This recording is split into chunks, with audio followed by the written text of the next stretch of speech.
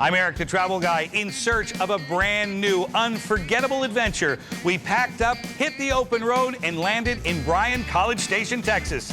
Get ready to be surprised. My name is Erik Hastings. Yeah, that's me. And for as long as I can remember, I've always loved to travel. And I still do today. Airlines, hotels, cruises, new places, delicious food, I love all of it. And that's why I've been traveling the world professionally for more than a decade. But what troubles me these days is that Americans are leaving paid vacation time on the table each year at an alarming rate. Well, I want to help fix that. So please consider this a personal invitation to join me each week on my mission to get you traveling more than ever before. Because while the world is a pretty big place to explore, your next vacation is waiting to be discovered not just around the globe, but perhaps just around the corner. Let me introduce you to the places, people, and secrets I've discovered that remind me just how exciting it is to be alive, and hopefully will inspire you to get out of the house and into your next great adventure. I am Erik the Travel Guy, and this is Beyond Your Backyard. Thank you for watching, and welcome to the heart and, dare I say, soul of Texas. On today's episode, we're exploring a unique piece of Americana that's growing by leaps and bounds. You see, Bryan College Station will surprise you with seemingly endless possibilities. On the show, we will show you what you can expect on your next vacation here. We're going to get out on the range and show you step by step how to shoot sporting clays.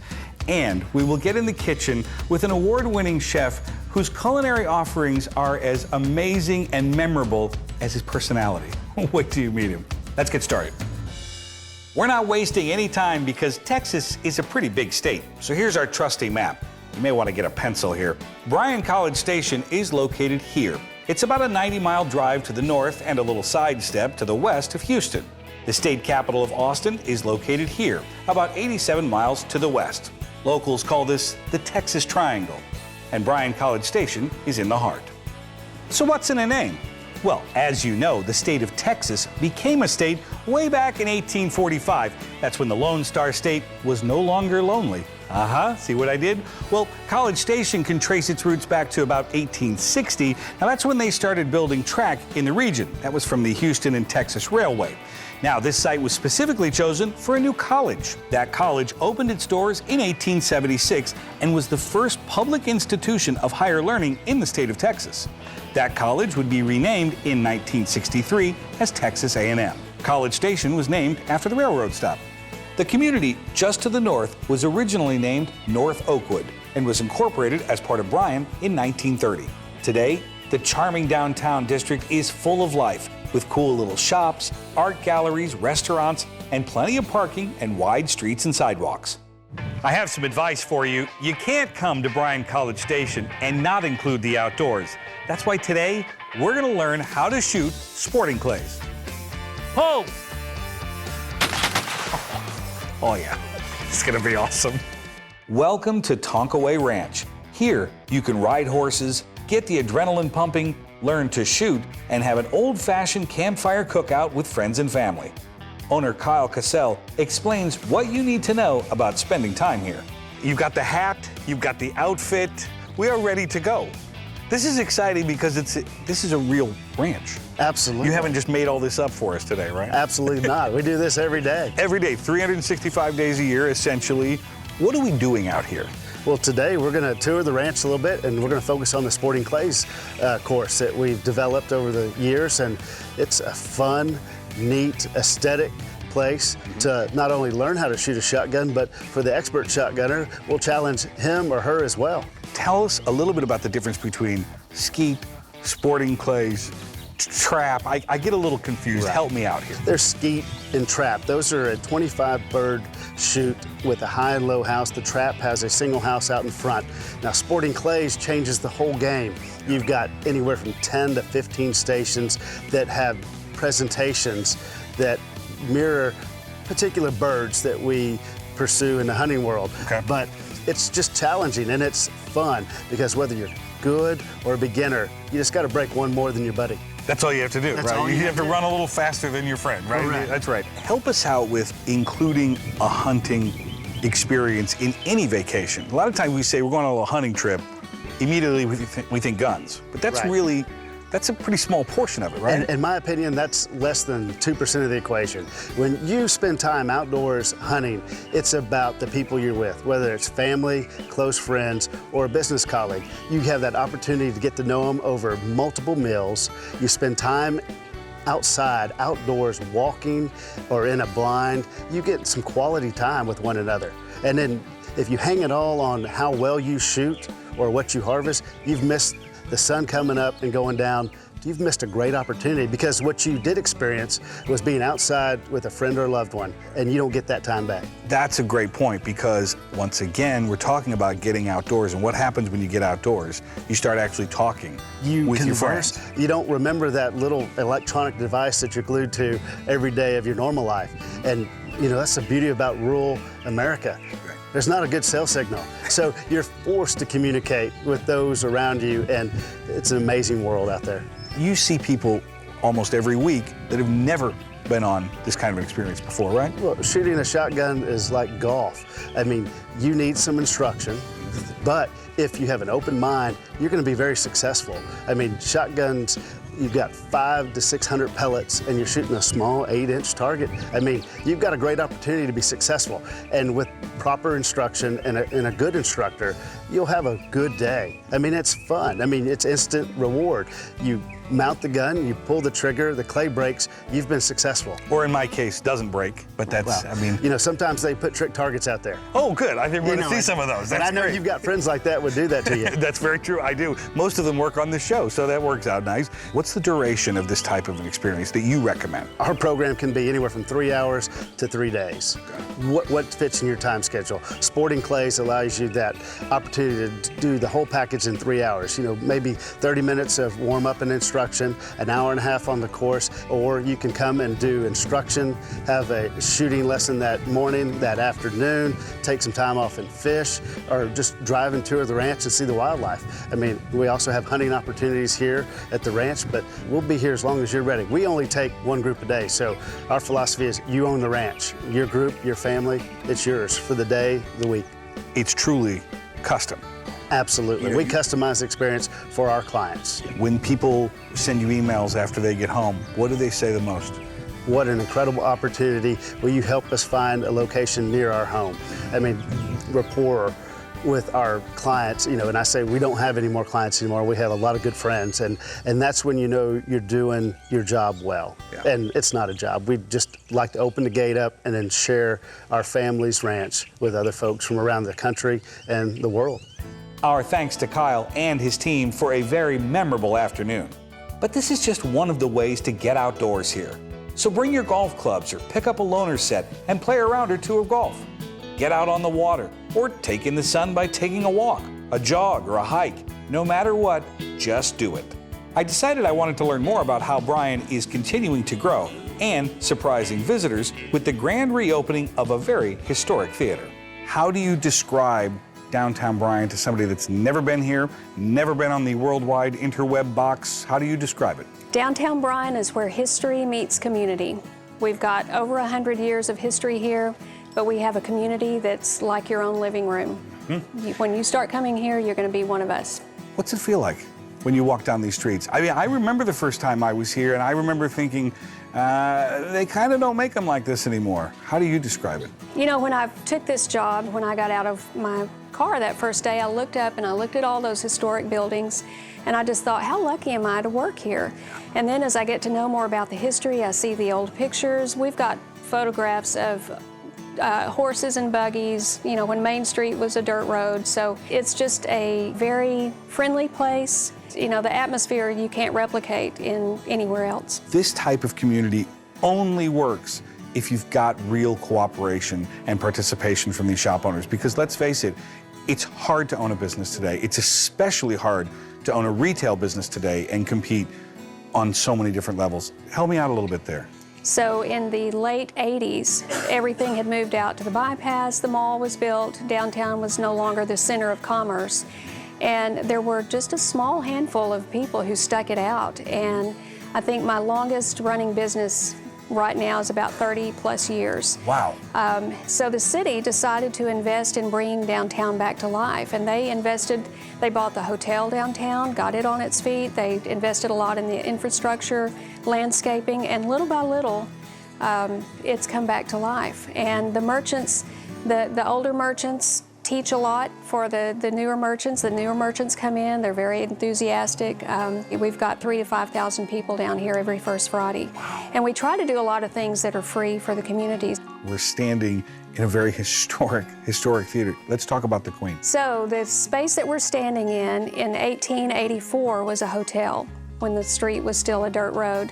It changed hands a couple of times. It became a boarding house at one point, still had hotel rooms. Around 1913, they started showing silent movies on the ground floor.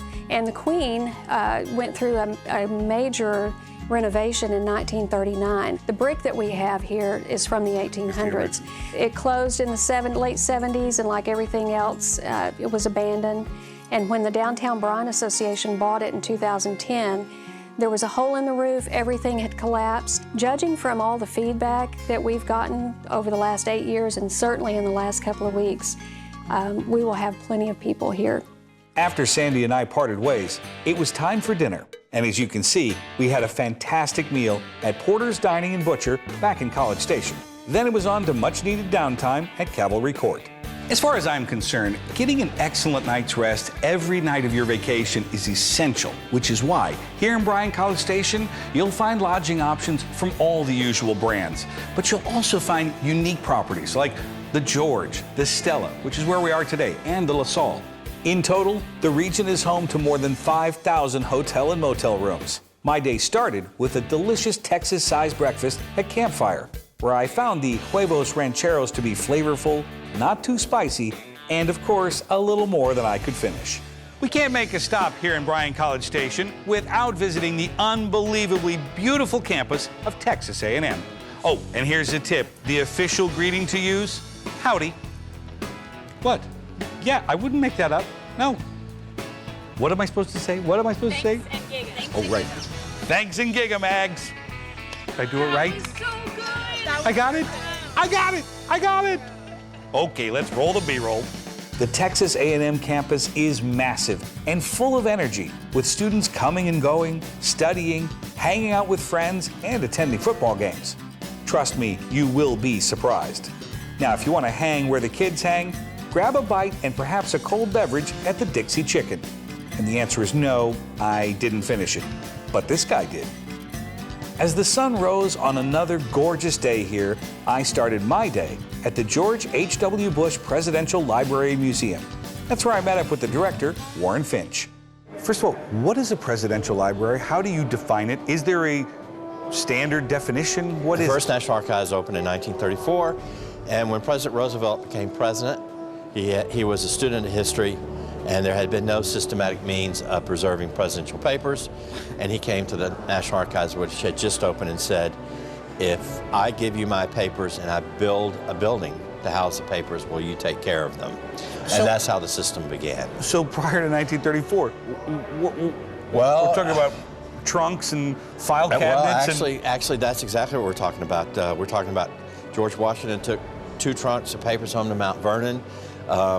Unfortunately, several presidents lost their papers. 2 presidents lost their papers during the Civil War when their homes were burned. Mm-hmm. There are stories about sons sending their dad's papers off to be edited and the papers disappearing or the bugs eating them.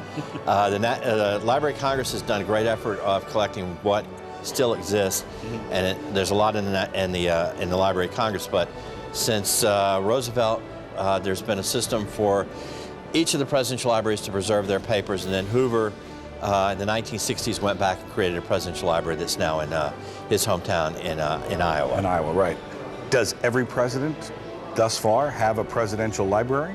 No, it begins with Hoover and runs through. The Obama papers are now in Chicago. They're going to build a private museum, but the papers will be taken care of by the National Archives. A lot of those papers are not papers, they're now digital. Right. But there is one for every president since Hoover. And what did you mean by they're going to build a private museum? This museum is actually run by the National Archives. Got it. And beginning with President Obama, the papers will be controlled by the National Archives, as will the artifacts, but the museum itself will be run by the Obama Foundation. By the foundation, guys. Right. What most surprises you about your job every day? It's an amazing job. We have great programs. You never know who's going to do a program here. Great speakers, great visitors. All the presidents came here last year for a concert to raise money for hurricane relief, and I got to meet them all. So when people come here to this library, what are they going to see? What's unique about this library, we've talked about his entire life, and Mrs. Bush also. So we go back to his early childhood, and we talk about how his mom and dad instilled in him a sense of duty. There's a quote here somewhere where he came home from a soccer game and he said, "Mom, I scored 2 goals," and his mom said to him, "George, don't be a braggadocio. How did the team do?" So she instilled in him that sense of teamwork and public service.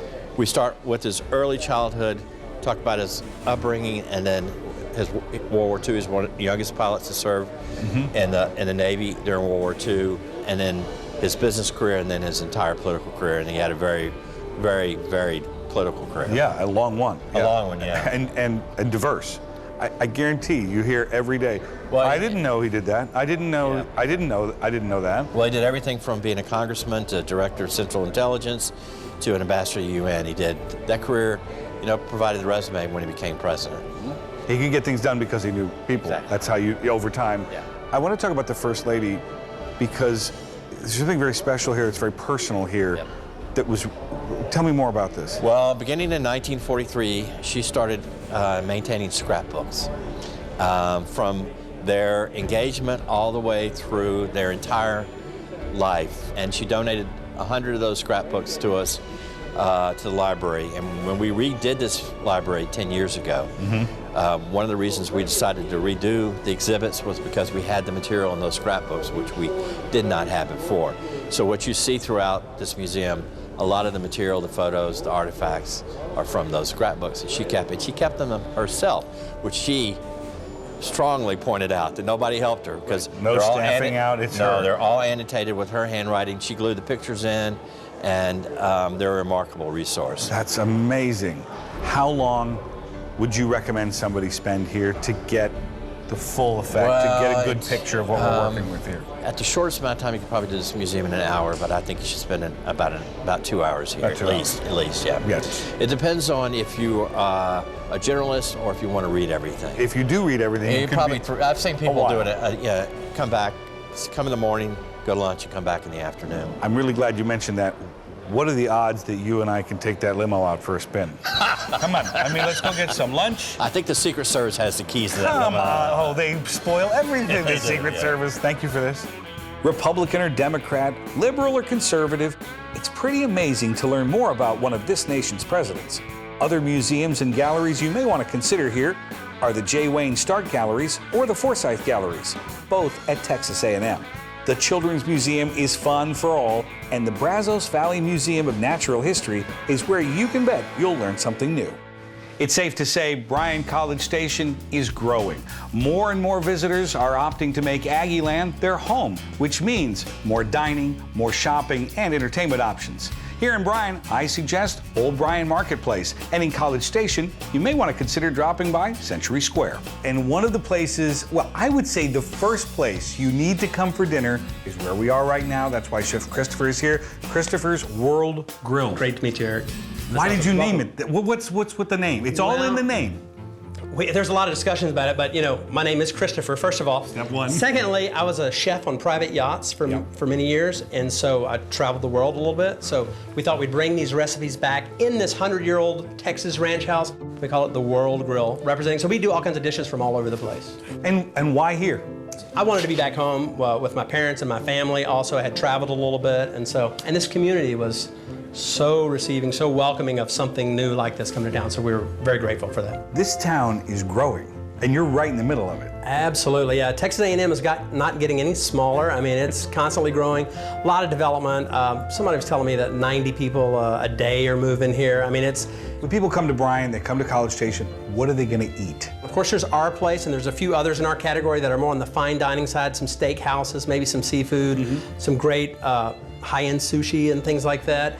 But the wonderful part about being close to like Bryan College, we're actually in Bryan, is all these old places that have been here for the Mexican food restaurants that are authentic, and the maybe some soul food and some country style food that's just really fun. So I like the smaller places too, but you can get wood-fired pizza here, you can get all that stuff. So there's, we have a big college population also, so there's all the fun foods too. I mean, great burgers and things like that in town too. So there's lots of a food scene here. But don't you find that people come and they may not go, oh, we have to go to Bryan College Station for this, but when they come here, they eat better than they thought they were going to? I think so. A lot of people come for football games as well. We're in the Southeastern Conference, so football is a very big deal here in Texas. If you hadn't figured it out, Yes, you've seen the cathedral that we built over there. I did see that. Called Kyle Field. Yeah. Hard to miss. Yes. Okay, so people are coming from all over the South and sometimes all over the country for those games. When they get here in town, they're like, oh wow, we didn't know that this kind of stuff existed here. So it's a nice surprise. Try to understate it on the menu, but when it comes to your plate,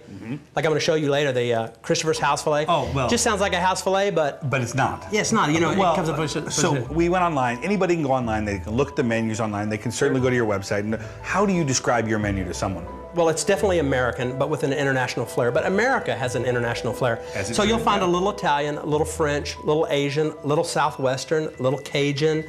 So you'll find all of that on our menu. It's like a Benetton commercial, really. I mean, really, it's just I love it. But we find that there's something for everybody, I mean, we even do like we call Mrs. Faum's egg rolls, because we used to go to the Faum house every Sunday and she would cook dinner for my family and she would have these egg rolls, and I fell in love with those. So we put, I don't say her recipe because hers were much better, but we put those on the menu because most of the menu items have something personal for me involved. But see, that's one of the things that I absolutely love about culinary, when you're with a real chef and somebody who has real passion about what they're doing.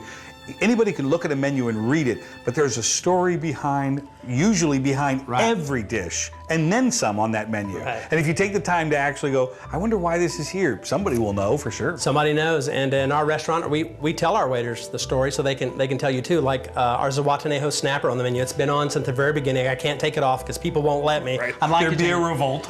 But I was creating this Tex-Mex style snapper, and I needed a Tex-Mex style name. My favorite movie in the world is Shawshank Redemption.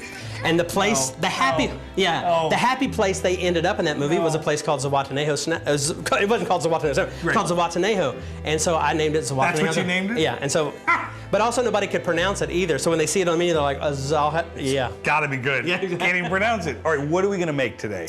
We're gonna do our one of our most popular menu items called Christopher's House Filet. Should we go make it? Yeah, let's do it. Let's go make it. I'm ready. So, how many ounces we're working? This is an 8-ounce steak. Okay. I'm just gonna put a little oil on it, just our seasoning stick here a little bit.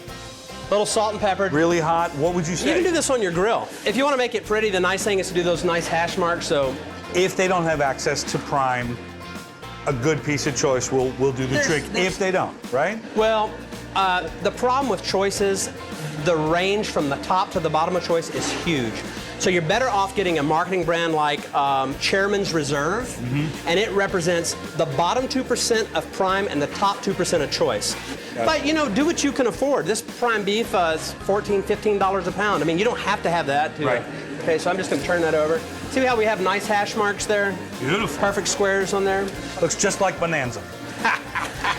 This has been on here, a few minutes, that's it. Yeah, but we're gonna finish that in the oven because it's so thick, so I'm gonna get it to about medium for you. So got it. I'm gonna take that out, pop that into it. At dinner service, we'll do a 500-degree oven.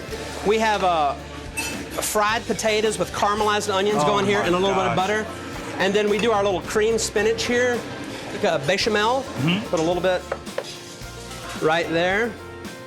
Our filet right on top of that. We're making our fond de veau here. It's a 3-day process made from veal bones, reduced down, reduced stock. Put a little Béarnaise sauce on top of that. Well, sure. And then we've got some fried crawfish tails, Erik, that we've made, and we will, let's cut into it. You want me to cut you a bite? Oh, okay. Heck yes. Okay. Oh, man. Good stuff. Good stuff. Oh, fabulous. Putting my kids through college with that dish. I was gonna say, I can see why. So much to do, so little time. Look, by now you can see Bryan College Station is so much more than just a college town. It's fun, it's diverse, and yes, it's delicious. I'm Erik the Travel Guy. Thank you for exploring beyond your backyard. Is it for me or for you? Thank you. Oh, Just finish the steak. Ooh. Is it too early for flapjacks? Hello? No, I don't speak Russian. Oh, this is a problem. So I'm gonna miss. Welcome to Bryan Gumbel Station, Texas. Oh, this is not, none of it's right. What? The Holy Spirit is abundant. Now is the time for all good men to come to the aid of the country.